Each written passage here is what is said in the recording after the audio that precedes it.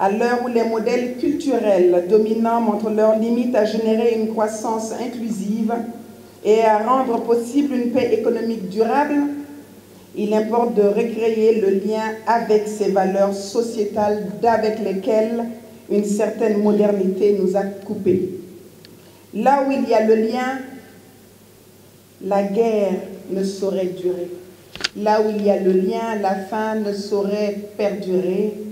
Là où il y a le lien, la peur disparaît. Les Maliens habituellement ne lisent pas, mais on a rappelé que le Mali fut un des pays où la culture était développée au plus haut point. Quand on rappelle les manuscrits de Tombouctou, de Guinée, les Mali, qui a connu des universités de renommée internationale et qui aujourd'hui déchirées par les conflits qui normalement auraient dû être surmontés autrement que par ce que nous voyons. Dans nos lectures, dans le Coran, on a vu un passage qui est un vrai médicament. Dieu dit dans le Coran, il s'adresse aux gens du livre. Les gens du livre sont les juifs, les chrétiens et les musulmans. Dieu dit aux gens du livre, ne vous laissez pas diviser. Et aujourd'hui, la parole n'a pas vieilli. On voit les chrétiens catholiques fâchés avec les chrétiens protestants.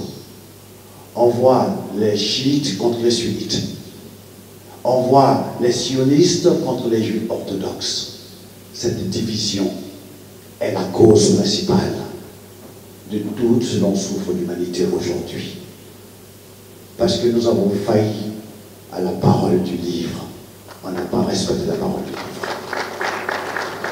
Nous avons eu aussi Alpha Blondy, le sage, parce qu'il faut l'appeler désormais ainsi, dans la mesure où il a compris que le son peut aider le livre avec sa radio.